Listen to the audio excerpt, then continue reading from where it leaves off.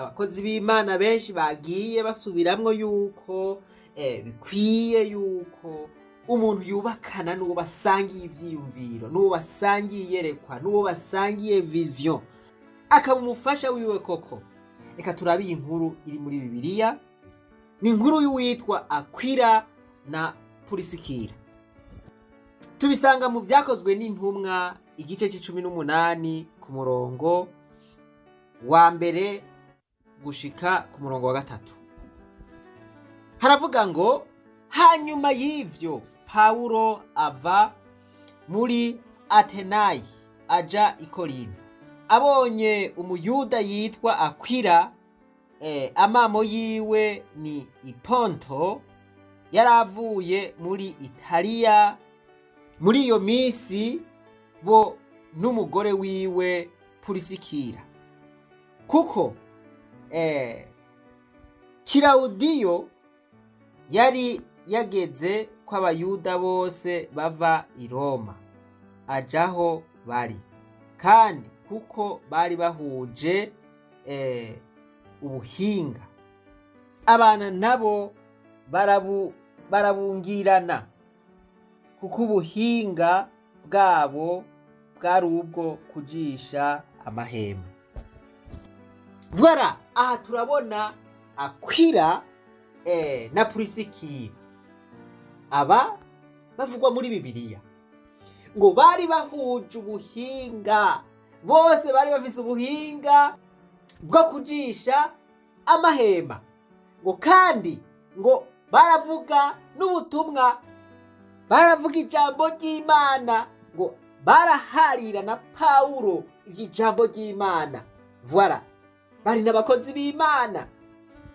Umviriza rero, Purisikira yari umufasha wa Akwila.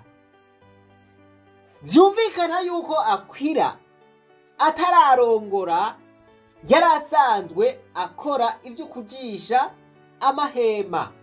Voilà, hanyuma fata yuko yari afise iyerekwa ryo kuzovuga ubutumwa i Roma, hariya i Korinto, ariko uburyo bwo gukora ivyo vyose akaburonka ari uko abanje kujisha amahema. Acarondera umugore amufasha gukora ivyo vyose. Umufasha Purisikira, umufasha. Murababona ngaha bose bariko barajisha amahema. Nta kintu kiryoshe nk'uko uronka umufasha aza kugufasha ico wahamagariwe gukora, aza kugufasha ico usanzwe uriko urakora. Voilà, nimba Akwila yahora ajisha amahema 3 ku munsi, nimwiyumvire amaze kubakana na Purisikira, iyumvire nk'amahema bo baciye bakora. Nico gituma bavuga mu Kirundi ngo babiri basumba umwe. Voilà, murabona ingene biryoshe, gari ingene biryoshe, bose bariko barajisha amahema. Nico gituma iyo ufise umuhamagaro, uwo muhamagaro wawe ukingire, raba umuntu muhuje ivyiyumviro, umuntu agushigikira muri uwo muhamagaro, umuntu yemera kuguherekeza gushika kuri rya yerekwa. Voilà, aba ari umuntu akunda ivyo ukunda, akunda gukora ivyo ukora. Uwo muntu muhuje, uwo muntu muhuriye kuvyo wahamagariwe, akavuga ati jewe ngiye kuguherekeza, ngiye kugufasha kugira ngo dushobore gushika kuri iri yerekwa. Uwo muntu aje mu buzima bwawe gutera imbere ni garanti. Wahora udandaza, inyungu izokwiyongera. Wahora urima, uzokwimbura vyinshi.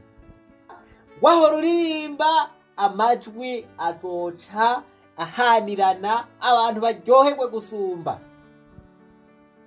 Wari umupasiteri canke wari umuvugabutumwa, ukaronka umufasha w'ukuri, igikorwa cawe, ministere izokura.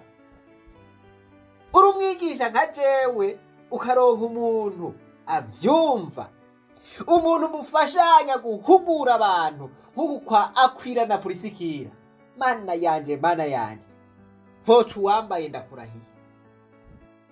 Ibi ni ibintu vya mbere biryoshe igikorwa ariko urakora. Umwimbu uca wiyongera iyo urose umuntu mufashanya ico gikorwa. Reka rero turaba abandi bantu babikoze nka Akwila na Purisikira, abantu base kubakana n'abari bo bose, bari bafise ivyo bariko barakora, bari bafise iyo bariko baraja, bari bafise intego y'ubuzima, bari bafise ihangiro bifuza gushikako, bakaba bakeneye rero ababafasha gushika kw'iryo hangiro. Iyo urongoye hanyuma ntutera imbere, bisigura yuko uwo wita umufasha vy'ukuri ntaba ari umufasha, haba hariho agahazi, haba hariho ivyo yategerezwa gukora atariko arakora. It is not good that man should be alone. I will make him a helper comparable to him. I'm interested in the word helper. Imana iti si vyiza yuko umugabo yibana wenyene, nzomuremera umufasha bakwiranye. Murumva aka kantu ga yemwe, ati ndakundira ijambo umufasha. That is what I'm interested in. The word in Hebrew is called ezer. Ati jambo umufasha mu Giheburayo ryitwa ezer. Ezer.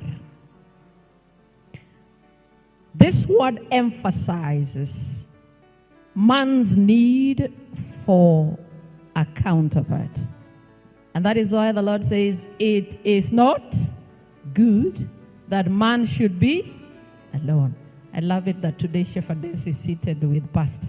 Yes. Thank you, Shepherdess. You two look good together than when you're seated somewhere there. It emphasizes man's need for a counterpart.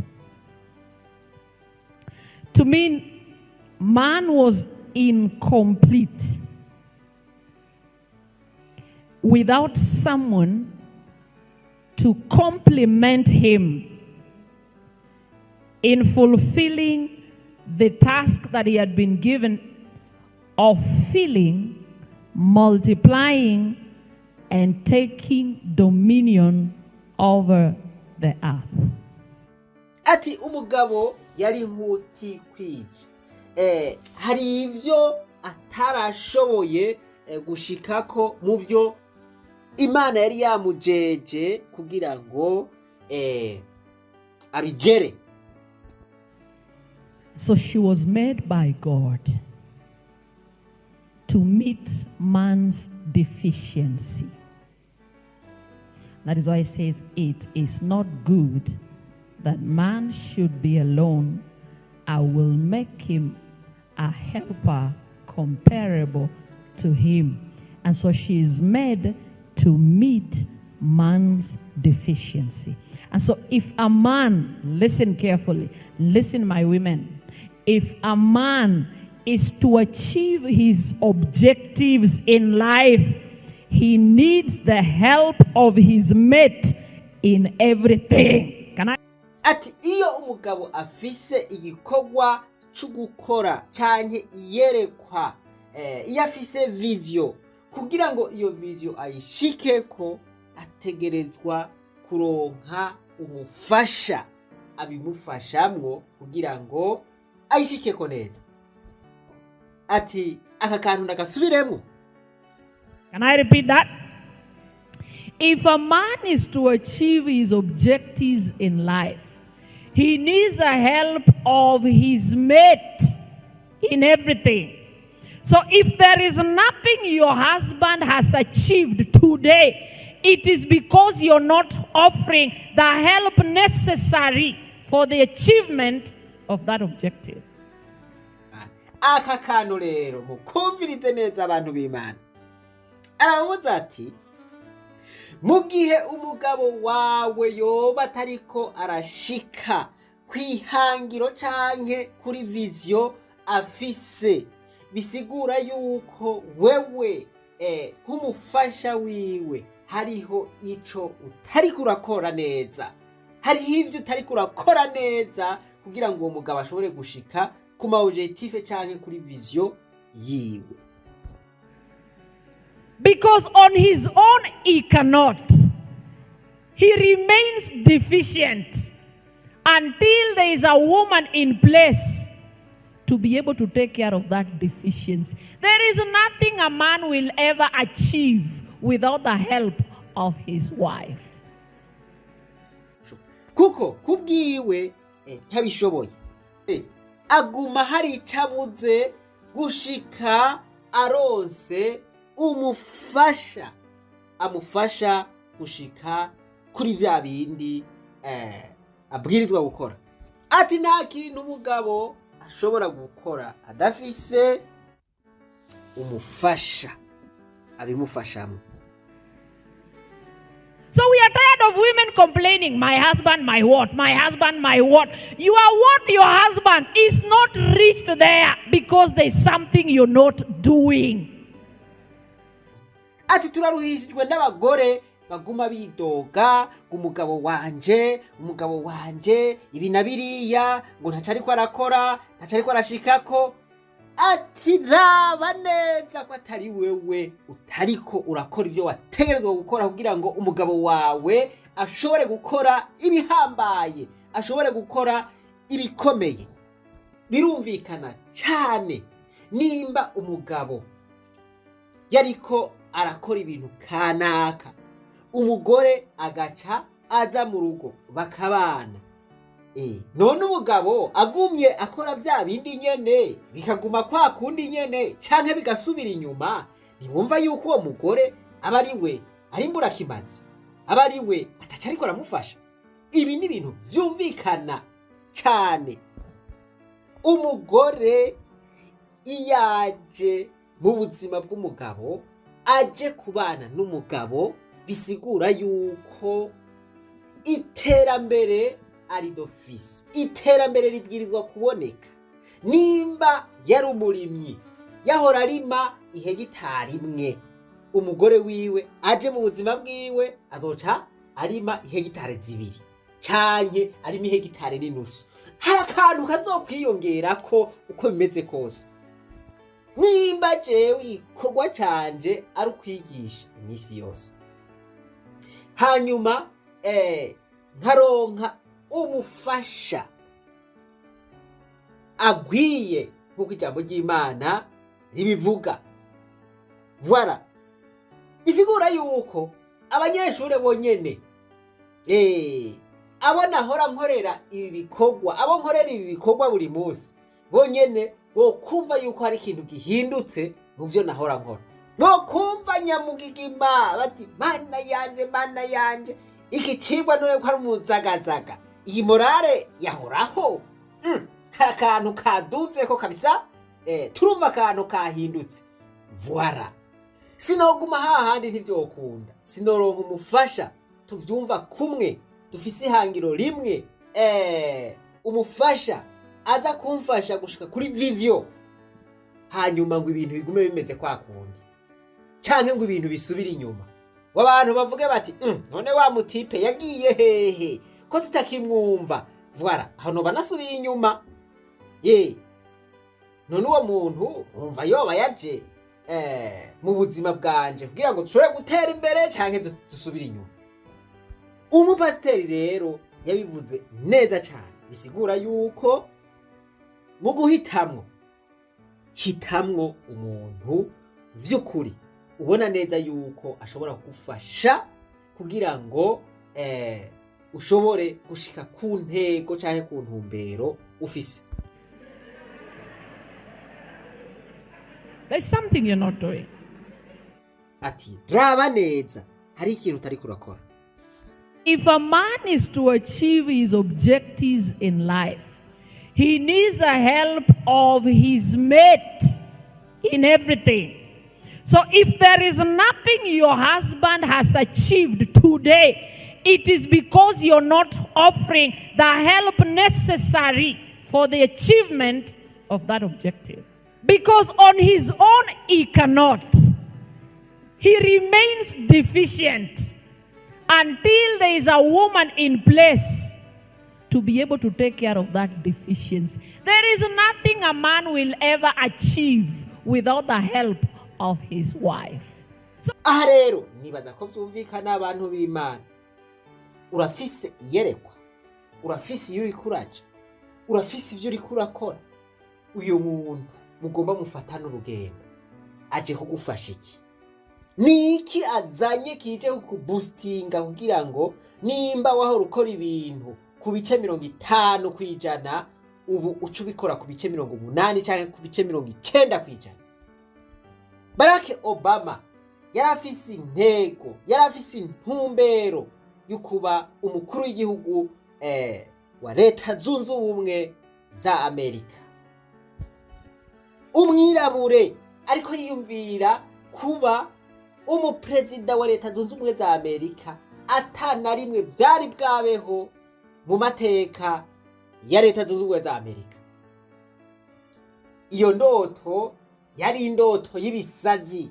Voilà, yari indoto y'ibisazi itashobora kwemerwa canke kwizegwa n'umuntu wari we wese. Abakobwa batatu bose Barack Obama yareheje baravuze bati iyi ndoto kabisa twe ntayo twoshobora, iraremereye. Barack Obama kubera yari afise iryo hangiro aravuga ati ibi bintu ntavyo noshobora gushikako ntarose umugore aciye ubwenge, umugore w'ingwanyi, umugore arinda, umugore voilà azompanura. Voilà niho guca abona Michelle Obama. Abantu bose baravuga bati nukuri Barack arose Michelle n'umukobwa ciye ubwenge, umukobwa yize amategeko, umukobwa w'ingwanyi, umukobwa rinda. Indoto yiwe igiye kuba impamo, agiye kwishikako. Iganiro na Extra TV umunyamakuru atangira abaza Michelle Obama ati, Do you remember the moment you knew the president was the guy for you? Ese uribuka igihe wamenye ko Perezida Barack ari wowe wakugenewe ukavuga uti ko kuyunguyu niwe wanje? Ahanga Michelle Obama aramusubiza ati, Yeah, I actually do. Look at that smile. Yego ndabyibuka cyane ntabwo nabyibagirwa na gato, ariko biratangaje ni imbere ya politike, ni mbere yuko Barack yinjira mu bintu bya politike. It was interesting though because it was before Barack was doing the political thing, he was a community organizer. Michelle akomeza avuga ati Barack yari umukuru wa community y'abaturage, yari yiganjemo abagore b'abapfakazi kandi yabitagaho cyane. And we were starting to date and he took me to one of the trainings he was doing. Umunsi umwe yanjyanyeyo ni muri Chicago, abantu bose baraho baramubonye baramwishimira. Barack yagiye imbere arabaganiriza nk'ibisanzwe, mbona ko bari bamukumbuye. Yarabaganirije ababwira uko isiri, uko igomba kumera ndetse n'icyo abantu bakora kugira ngo bigende neza. Working with these folks to help make change in their neighborhoods, and he gave a speech and he talked about the world as it is. Ukurikije uko yavugaga wabonaga ari ibintu bimuvuye ku mutima. Hanyuma naramurebye muri icyo cyumba mbona ukuntu ari umuntu usanzwe ariko kandi uri kuvuga neza ibintu azi. Nibwo navuze nti nibyo nshobora kubana n'umuntu wita ku bandi kandi ukunda abandi bantu cyane. And I watched him in that room, natural, engaged, passionate, and I was like, this guy's different. Nshobora kubana n'umuntu witeguye kwitangira ikiremwa muntu. Namushimira ko yanjyanye hari ahantu. I could be with somebody who, cares so deeply about other people and dore nubu yabyutse yiruka akagenda atambaye inkweto. Ndamureba narangiza nkavuga nti niyo mpamvu ngukunda nuko wita cyane ku bandi bantu. remember, oh, that's why I love you. Ibihe byiza cyane ndagusuhuje ari nako ngikaze muri kino kiganiro cyacu tugiye kurebera hamwe amateka y'urukundo rwa Michelle Obama ndetse na Barack Obama. Abo nk'abandi bantu bose amateka y'urukundo rw'abangaba bombi ari buyu wabaye perezida wa 44 wa Leta Zunze Ubumwe za Amerika ndetse n'umugore we kugeza ubu nayo yagize intangiriro. Uyu muryango wamenyekanye cyane mu mwaka wa 2007 ubwo Barack Obama yimarizaga kuyobora Leta Zunze Ubumwe za Amerika. gusa ariko amateka y'urukundo rwabo yatangiye imyaka 10 mbere yaho. Ushobora kuba waribajije uti ese bariya bahuriye hehe, byagenze bite kuva ku kuba abantu basanzwe kugeza ku kuba intangarugero muri byinshi isi yamenye. Wari uzi ko se Barack Obama yigeze gukundana n'abandi bakobwa urukundo rukomeye cyane rwari no kuzabaviramo kubana? Bijya gutangira byose Barack Obama yagiye kwaka stage. Iki gihe Michelle Obama witwaga Michelle Robinson yagizwe umujyanama wa Obama mu biro by'abanyamategeko muri leta ya Chicago bizwi nka Chicago Law Firm Sidley and Austin. Icyo gihe ubwo Michelle yatangiraga kugira inama Obama yaje gutangira kumwiyumvamo ndetse atangira gukururwa nayo bitangaje. Uyu wari ukiri umusore yaje kwifuza yuko basohokana nk'uko muri no filimi ikomeza ibigaragaza. Hello. You're late. I was hoping you wouldn't notice. Michelle wari umukobwa ugira akantu k'amahane, yamubwiye yuko bitazakunda na gato kuko bakorana kandi uko amukuriye. Yaramubwiye ati Barack, ntabwo nshobora gusohokana nawe, ntabwo nshobora kujyana nawe ahantu ari ho hose, urabizi yuko ngukuriye ndetse nagusaba kugerageza kunyubaha. Anga Barack Obama utarifuzaga kuzaba uwo yakunze na gato mu buzima yaravuze ati yego rwose ndabyumva ko nkuriye, ariko kandi nanone niba nifuza gusohokana nayo n'ukubera iki wabyanga? I expected it. You were late for your first day of work. You noticed that too. I'm your advisor. I'm supposed to notice. Michelle ngo yamubwiye nabi cyane, aramubwira ati cyakuzanye ahangaha ni stage kandi ubyibuke yuko ari njye ugukuriye, isa n'isa nshobora kukwirukana. Obama yaje kwiga undi mutwe wo kumushuka kugira ngo baze kujya gusohokana, ariko kandi Barack abikora yitwaje akazi, atabwiye Michelle yuko icyo bagiye gukora ari ugusohokana ngo bajye gusangira. Barack yabwiye Michelle yuko hari ahantu bagomba kujya kandi bakajyana hakiri kare kugira ngo ibyo bintu bize gutangira. Michelle yamubajije amasaha y'ibyo bintu kuko nyine yumvaga yuko bijyanye n'akazi. Hanyuma Barack aramubwira ati tuzahure mu gitondo. Shouldn't we be getting to the meeting? We have some time. I thought we'd swing by the art center, see some paintings. Barahuye mu gitondo, hanyuma ariko kandi Michelle mu kuva iwabo ngo babonaga yishimye, afite ibyishimo bidasanzwe. Iwabo baramubazaga bati ese Michelle ugiye hehe? Michelle anga yarababwiye ati hari umuntu nkuriye uri muri stage, hari aho tugiye kujya kugira ngo tujye kuganira ku bijyanye n'akazi. So what's this boy's name? Barack Obama. Barack Obama. Ahanga muri iki gitondo Michelle ngo yagiye kureba Obama, ariko kandi Obama ntabwo yahise amujyana aho bavuganye. Uyu wari ukiri umukobwa yaramubajije ati none se ko ahantu wambwiye ko turi bujyana atariho turimo kujya? Ahanga muri kino kiganiro cyabo cya mbere Barack yaramubwiye ati turi buze kuza kujya mu masaha ya nimugoroba. I thought we'd swing by the art center, see some paintings, maybe grab a bite to eat. Nkuko ino filime yakinnye ku rukundo rwayo bigaragaza, Michelle Obama yararakaye arangije abwira Barack ati ariko niba ngo udashobora kubyumva nta nubwo wanyumva nanjye, birahagije kuba ndi umugore mu kigo nka kiriya cy'abanyamategeko ahahora amagambo y'ubusumbane no kutamenya yuko umwana w'umukobwa ashoboye. Ahanga muri no filime nk'uko komeza ibigaragaza, Michelle Obama akomeza abwira Barack Obama ati This is not a date. How's it gonna look if I start dating the first cute black guy who walks through the firm's doors? It would be tacky. Barack biracyagoye cyane kubahwa na buri wese. Nkeneye gukora cyane kugira ngo ngaragaze yuko nzi ibyo ndimo, hanyuma kongeraho yuko ndi umwirabura. Ibyo ngibyo ni ibibazo bikomeye. Kuba umwirabura byo byonyine bisiba ibindi byose bikagusubiza kuri zero. Hanyuma mbwira uko bizagaragara nintangira kureka akazi ahubwo ngatangira gusohokana n'umuhungu muto mwiza winjiye mu kigo. Ibyo bintu urumva yuko bishoboka? Nkuko ino filime ikomeza ibigaragaza, Barack yahise abaza Michelle ati utekereza ko ndi mwiza? You think I'm cute? I didn't say that. Michelle Obama yarakaye cyane, yahise abwira Barack ati ibyo se nigeze mbivuga? N'abasekreteri bavuze gutyo ngo kuri mwiza biraho.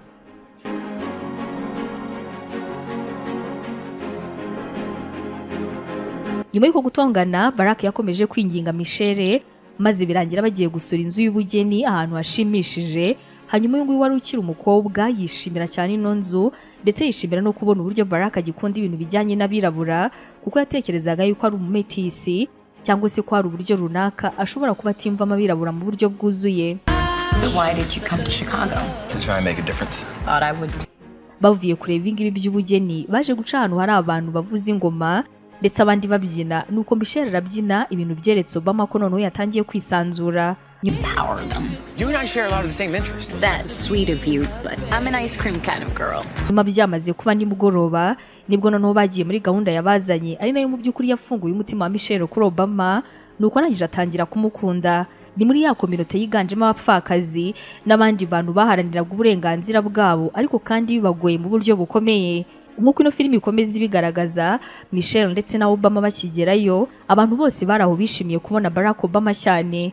Nyuma abo bantu banasuhuje Michelle nyine birumvikana kuko yarazanye na Barack bamuha ikaze kuko nyine wumvaga yuko ari umukunzi we. Bamwe muri aba bagore batangiye kumubwira uburyo bishimira umukunzi we cyane, kandi ubyibuke kino gihe bari basohokanye ku nshuro ya mbere, bari bataranatangira gukundana.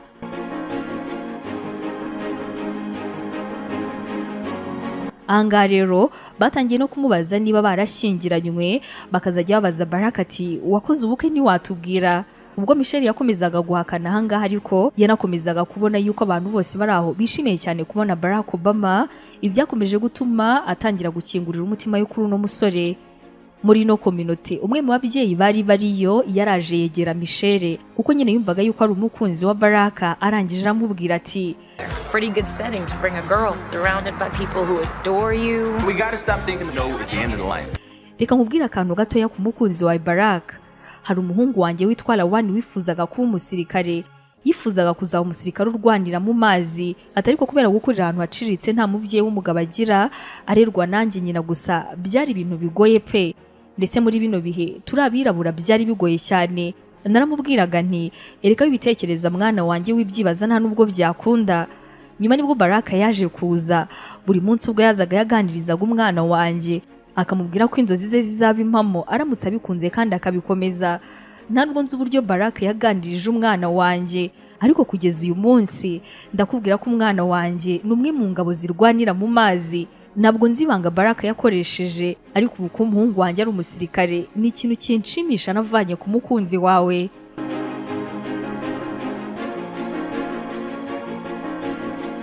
Kuri Michelle iki ngiki cyari ikindi kimenyetso cy'uko yakunzwe n'umuntu muzima ushobora no kuba yaganiriza abantu maze bakaba bagira ku nzozi zabo. Kugeza muri aka kanya hari icyo yari atarabona, yari ataranumva. Ntabwo yari azi uburyo Barack azi kuganiriza abantu akabahumuriza kandi akabereka yuko nta kitakunda. They say no, we say. Bavuye muri ino nama, Michelle yahavuye yahinduye uko yumvaga Obama, uko nyine yumvaga yanamuha amahirwe mu buzima. Nyuma Obama amusabye yuko basohokana, barangije noneho nyine barasohoka nimugoroba, bajya kunywa inzoga, bavayo bajya kureba filime. Hanyuma basohotse muri filime bahura n'umwe mu bantu bakorana ku kazi, kandi nyine gukundana hagati y'abantu ntabwo cyari ikintu cyemewe. Byarakaje Michelle ahita yibuka yuko yabikoze kubera Obama, maze yibaza impamvu yagumye kumuhatira gusohokana nawe. Barack Obama yamusabye imbabazi, aramubwira ati kuba twasohokanye nibyo ndabyemera, ni amakosa yanjye, ariko mu kugusaba imbabazi ngwino ujye kukugurira ice cream. Baragiye bajya kwibuye ahantu baricara, ari nako Michelle arya kuri ya ice cream. Ahangaha rero akaba ari nabo basomaniye ku nshuro ya mbere, ndetse kugeza uyu munsi akaba ari n'ahantu hazwi cyane. Sure.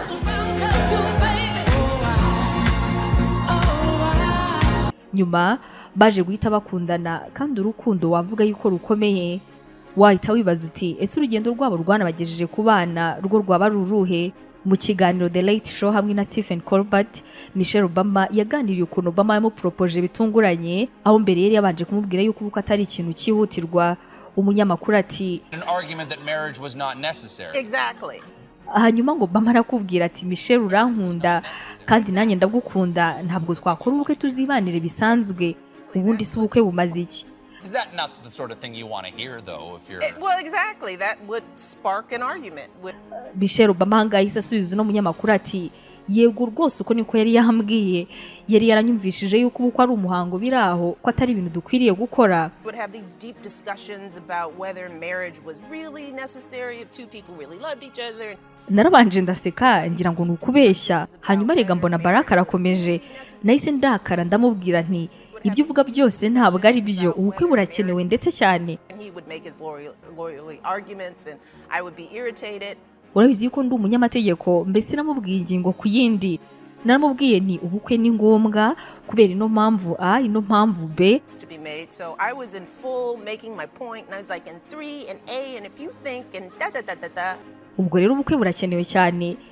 Iyo arimo aranyumva mbona asa n'uwarakaye. You know, let's talk about this marriage thing and how, you know, I'm not sure that it's really that. And then he got Michelle Obama yaravuze ati nyine yarandebaga nkabona ntabwo yishimye ariko nanjye nari narakaye nari meze nk'umuntu wenda kurwana. This was a celebratory dinner, and so He just brings up it out of nowhere. He picks a fight. Ati ranga mu gihe nari ndimo kumubwira nayo mwumvisha ko ubukwe bukeneye nagiye kubona mbona ibyo twatumije byo kurya biraje. Coming out, and the waiter put a platter in front of me. Hanyuma rero mu kubizana ku isahane hari hariho akaboxe karimo impeta imbere. With a little box with a ring on it, and in the middle of the argument. Hanyuma urumva nari nyirimo kuburana nkibibona mba ndavuze nti what ibi ni ibiki Barack? I was like what? Yahise afata ako kabox aragafungura ubundi ahita ambwira ati ni ikintu cyo gutuma uceceka umuri ubukwe ndabwizera uzabana nanjye urumva uzambera umugore. And he said, now that ought to shut you up. Birumvikana nahise mbyemera nahise mvuga ni kuki wanyinishije kino gihe cyose. Ku itariki 3 Ukwakira umwaka w'1992 akaba ari bwo Barack Obama ndetse na Michelle bashyingiranywe nyuma y'imyaka igera kuri 3 bakundana. Umwaka wa 2018 ubwo yifurizanyaga isabukuru y'imyaka 26 ishize bashyingiranywe, Barack n'umugore we bakoresheje amagambo yuzuye urukundo buri umwe ashimagiza mugenzi we. Iyi ncuro ariko nubwo ariyo tuguhitiyemo buri gihe cyose ku munsi wo kwizihiza ibijyanye n'urukundo rwabo aya magambo bakaba bakunze kuyabwirana. Nk'ahangaha Barack Obama yifashishije imbuga nkoranyambaga ze yaranditse ati mu myaka 26 wambereye umufasha udasanzwe, wambereye umuntu utuma mpora nseka, umuntu nishimira kuba ndi kumwe nawe ku isi. Mu kumusubiza Michelle Obama nawe yakoresheje amagambo imitoma myinshi ashimangira yuko nawe yishimiye kuba Barack ari umugabo yashatse. Michelle ati urakoze Barack kubw'imyaka 26 y'urukundo, icyizere n'icyubahiro. Warakoze kuba umugabo uhora nzamura mu ntera kandi akanyubahisha ngewe n'abakobwa bacu beza. Buri munsi ndi kumwe nawe mpora nibutswe uburyo uri w'agaciro kuri twebwe. Urukundo rw'uyu muryango uretse ku mbuga nkoranyambaga rukaba runagaragarira mu magambo aryoshye babwirana ahantu hose. Aha byari umunsi wa nyuma ubwo Barack yarimo asezera abantu nyuma y'imyaka 8 ari perezida wa Leta Zunze Ubumwe za Amerika. Muri ino jambo ryarijije benshi rikanerekana amarangamutima ya perezida wa Leta Zunze Ubumwe za Amerika. Yaragize ati Michelle Robinson, umukobwa wo mu gice cy'amajyepfo, mu myaka irenga 25 ishize ntabwo wabaye gusa umugore wanjye ndetse na mama w'abana banjye. The past 25 years you have not only been my wife and mother of my children, you have been my best friend. Ahubwo wanabaye inshuti magara, wafashe inshingano utigeze usaba uzigira izawe kandi wazikoze neza cyane. On a role you didn't ask for and you made it your own. Wagize White House inzi ikwiriye buri muntu wese kandi igisekuru gishya gifite ibyiringiro biri hejuru kuko kigufite nk'umujyanama wabo. You made the White House a place that belongs to everybody. Rero wampesheje agaciro kandi wahesheje igihugu agaciro. You have made me proud and you have made the country proud. Ni ijambo ryatumye abari aho ngaho bose bahaguruka barangije baha amashyi Michelle Obama. Mu gihe Barack Obama wari umaze kurivuga nawe yakomye amashyi mu kiniga cyinshi afite amarira menshi, ibyakomeje kwerekana urukundo n'icyubahiro afitiye umugore we byo hejuru.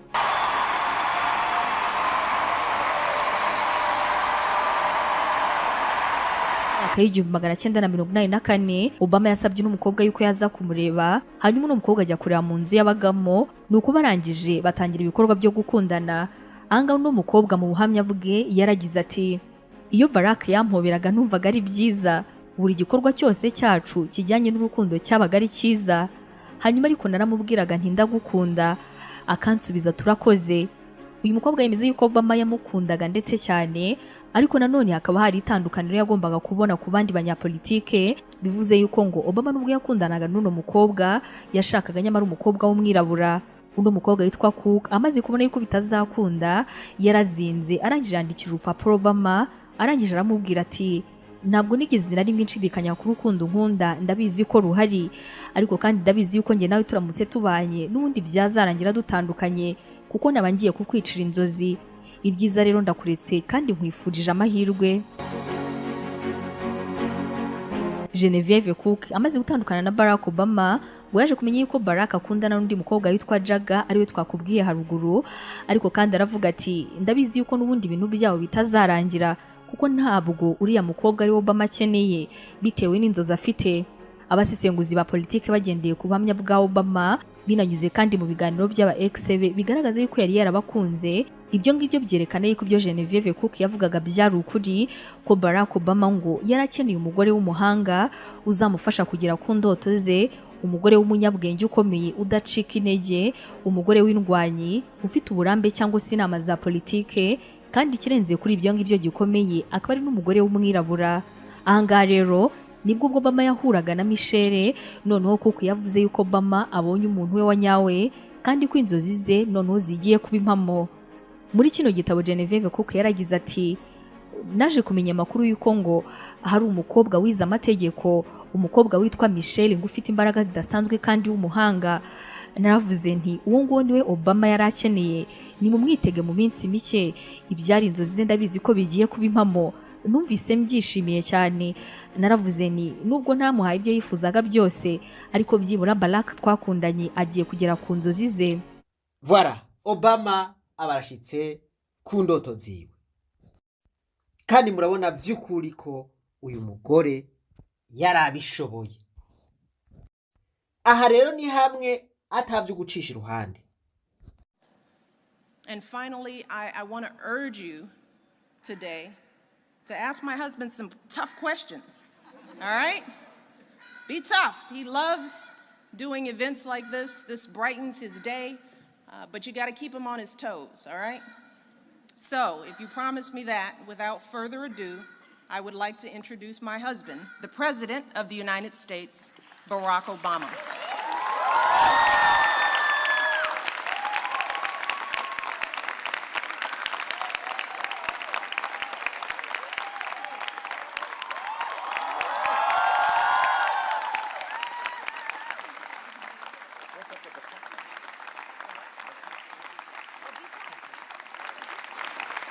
Thank you, everybody. Thank you so much. Absolutely. Good choice. What else you got? I like it.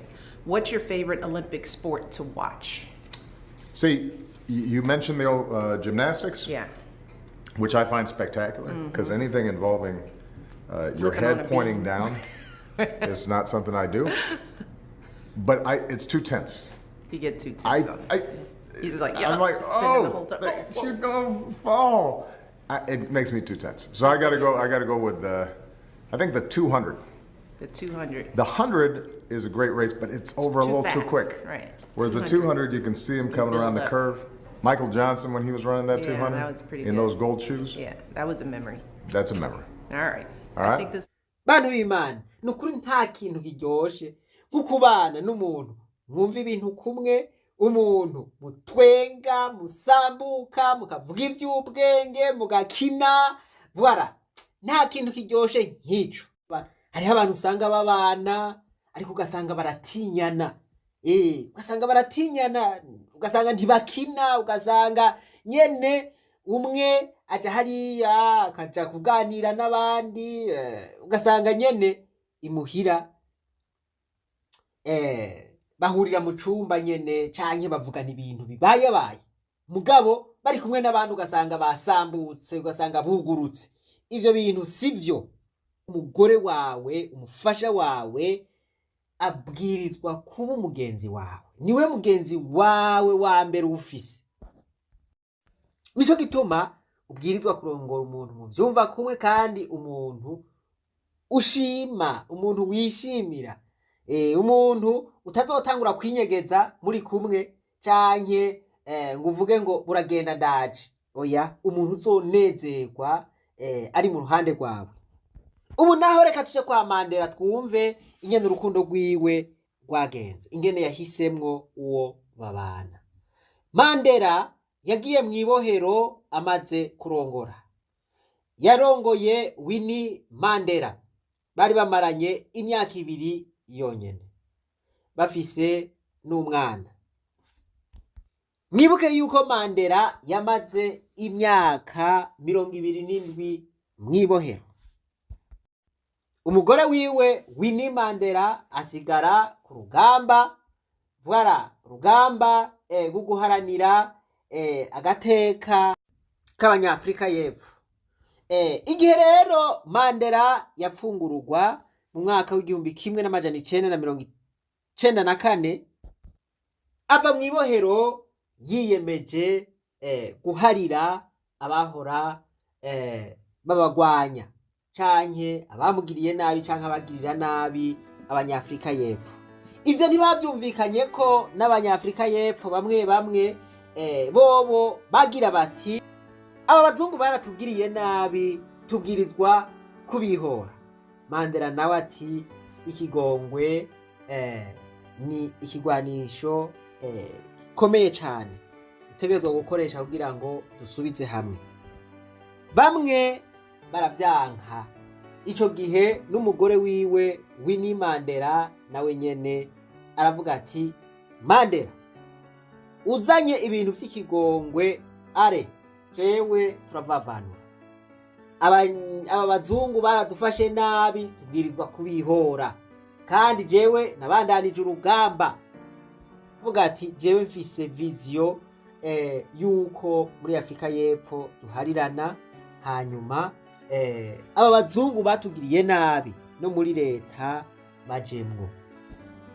Winnie Mandela acarasaba yuko bagira divorce. Kubera iki? Bari bagihuriza kuri vision. Bamaze kugira divorce, Mandela naho yariko arakora ivya politike yarabayeho nabi. Irungu ryaramukubise. Eka gufungura wenyene. Eka yarafise ingorane emotionnelle. Yarabayeho nabi cyane. Ngo inkuru y'umwana isubira inyuma mw'ivyo bihe vyo mu 1994 1993 umuperezida wa Mozambique bari bamwishe n'uwitwa Samora Machel. Mandela rero niho yajayo. Agiyeyo atangura kugiranira imigenderanire n'umupfakazi umugore asigwa na Samora Machel. Uwo mugore yarasanzwe ari n'umushikiranganje w'indero w'ico gihugu. Barafatana rero, murumva yuko Mandela yari yahukanye na Winnie Mandela kubera ukudahuriza ku vya politike, niko guca akundana na Graça Machel. Muti urukundo rwa Mandela na Graça Machel rwagenze gute? Uyu Graça Machel hariya muri Mozambique yari uharanira agateka k'abana. Voilà, abana batwagwa mu ntambara akabegeraniriza hamwe, bakabedika canke bakabaha indero nshasha. Voilà, kugira ngo ntibasubire mu ntambara. Mandela rero ngo amaze kubona ivyo bikorwa vyose yariko arakora, niko guca amwiyegereza maze baja mu rukundo. Haheze imisi aca aramurongora.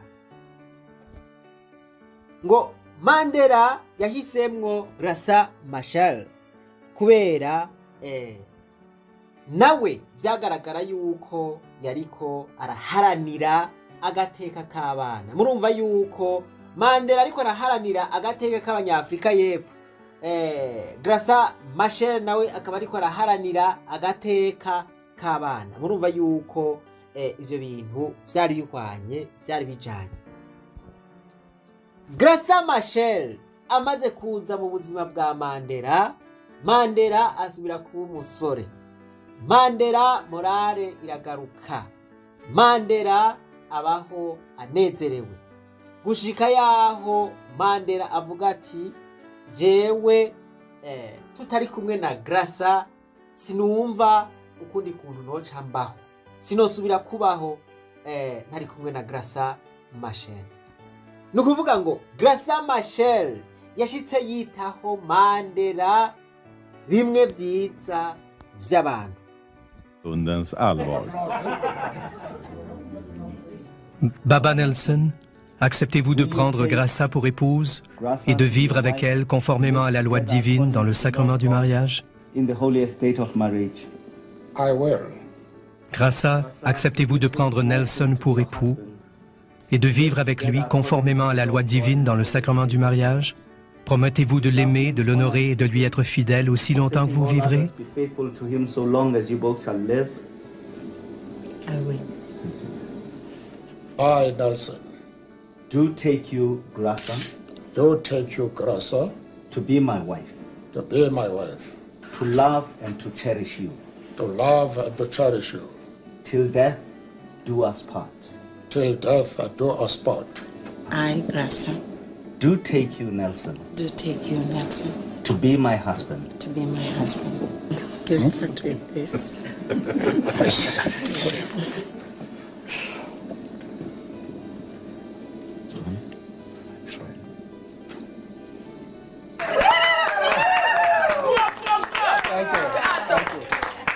The groom is allowed to kiss the bride. Not yet.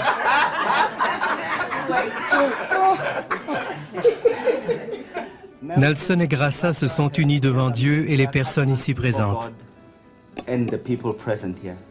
Ils ont échangé leurs vœux et donné leur consentement en joignant leurs mains et en échangeant leurs alliances. Je les déclare donc mari et femme. I therefore now pronounce them to be husband and wife. Au nom du Père et du Fils et du Saint-Esprit. And of the Son and of the Holy Spirit. Dieu les a unis, que personne ne les sépare. Joined together, let no one put us. Vous pouvez maintenant embrasser la mariée.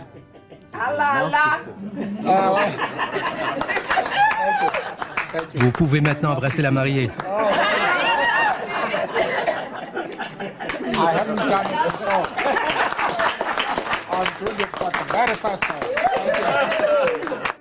Mandela rero amaze kurongora, morale iragaruka, aratera inkuru, abantu baratwenga baruma.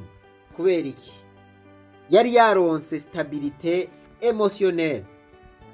In a few months, I'll be standing next to the road, saying, please help. Unemployed. No money. A new wife.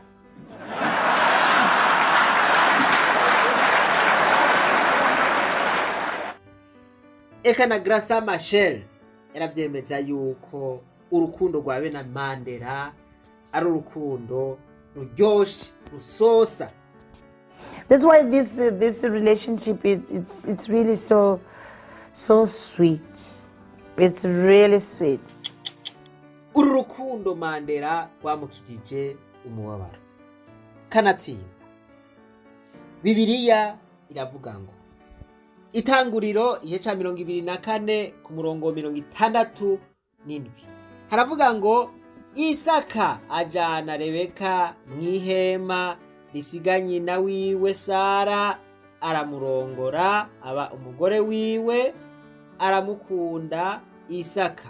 Ivyo bimwirura umubabaro wa nyina.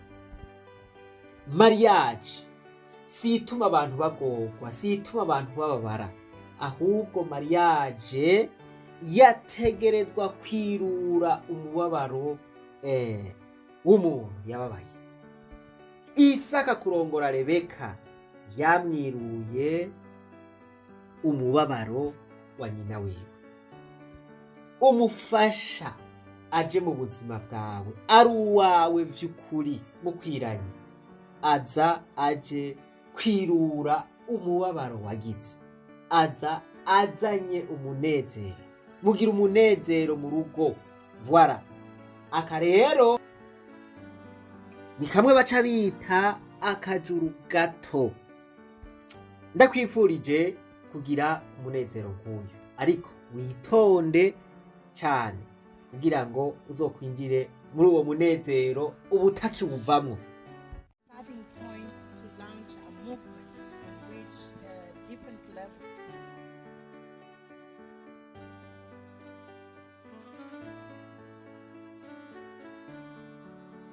Nta kintu kiryoshe nk'uko umugabo araba umugore wiwe ariko aravuga ibintu vy'ubwenge, ibintu vyo ku rwego rwo hejuru. Umugabo biramunezera rwose. Voilà.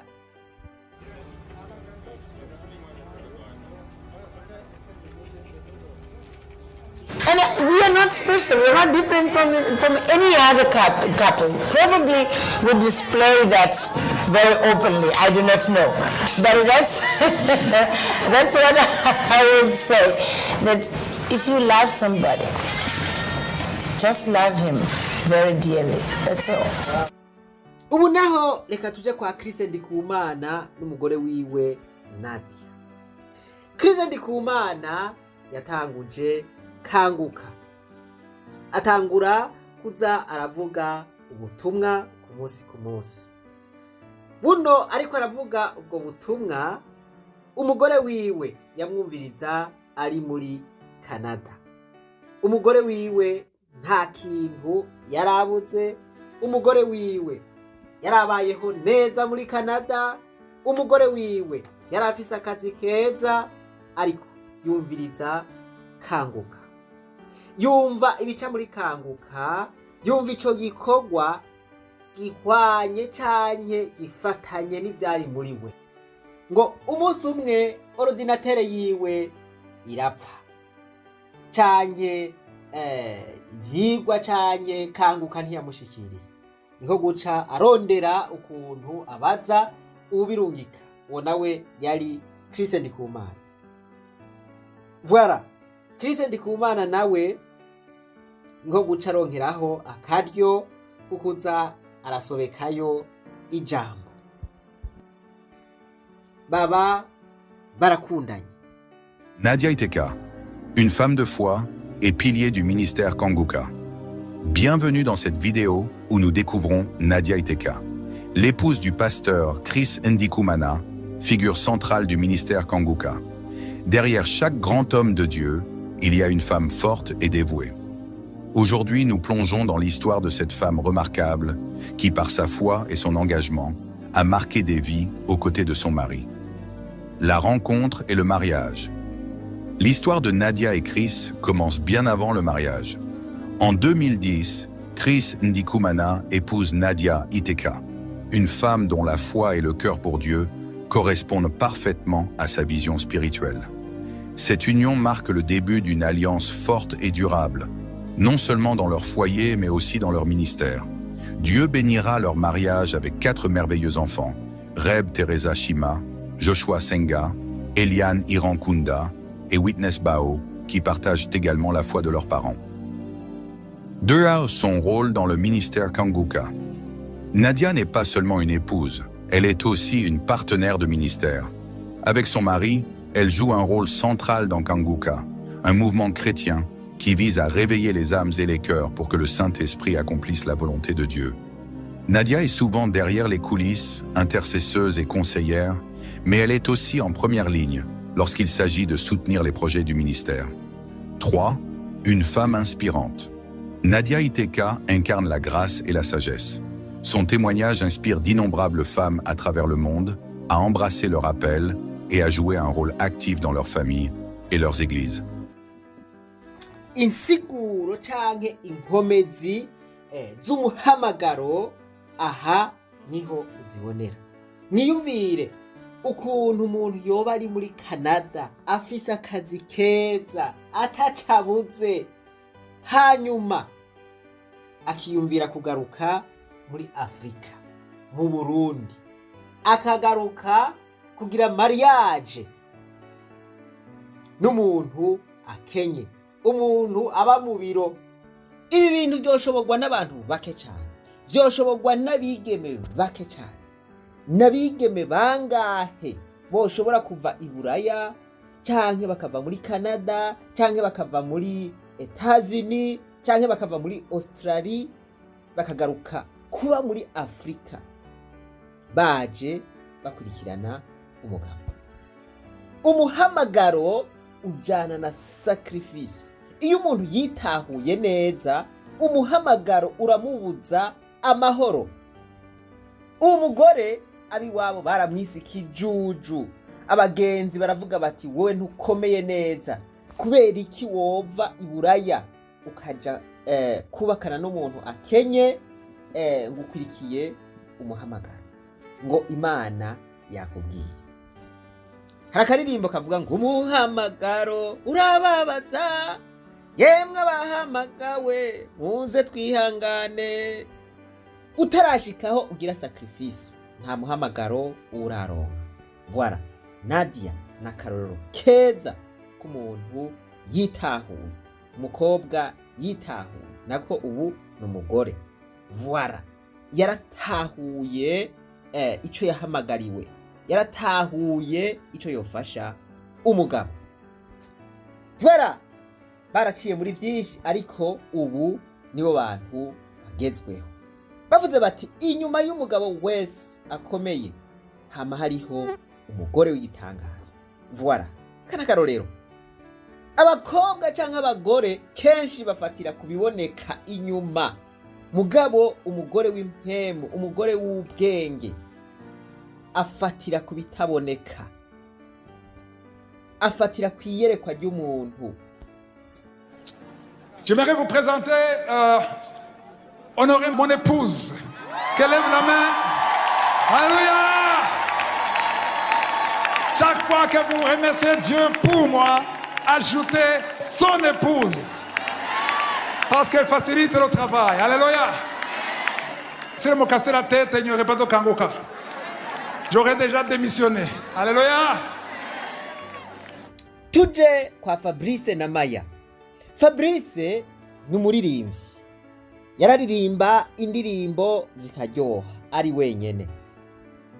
Bisigura yuko yari yaritahuye, hagaze kurondera umufasha, arondera umuntu azoza kumufasha ca gikorwa yariko arakora kugira ngo kigende neza gusumba. Yategerezwa kurondera uwo ari we wese, kandi ntivyamworoheye.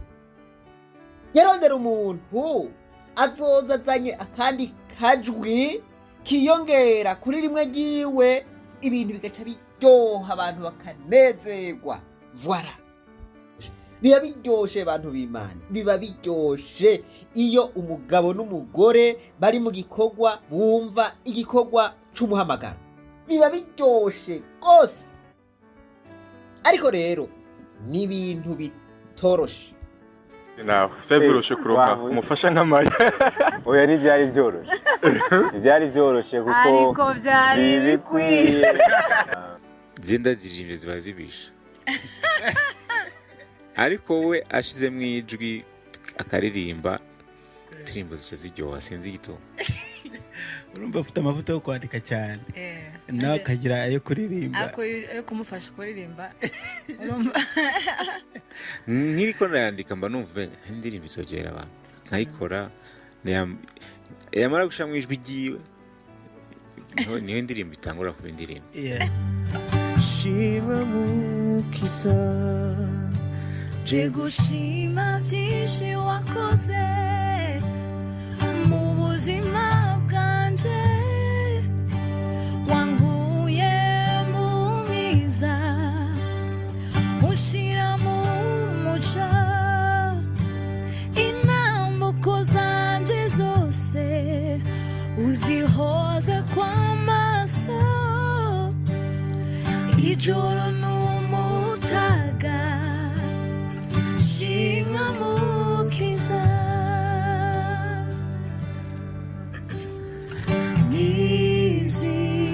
Nizigirwa mw'ijambo ryose uvuga. Iyo urose umufasha hariho akavarere ajute, hariho ikintu ciyongerako ku byo wari usanzwe ukora. Aha nerekanya abaririmbyi. Voilà, nimba ari muri commerce, nimba ari ukwigisha, nimba ari ukuroba, nimba ari ukuvuga amazina, nimba ari ukwandika, hari ikintu ciyongera. Hari ikintu kiryoha kikaryohera abantu bakavuga bati kare vyahora biryoha ubu hoho birarengeje mana yanje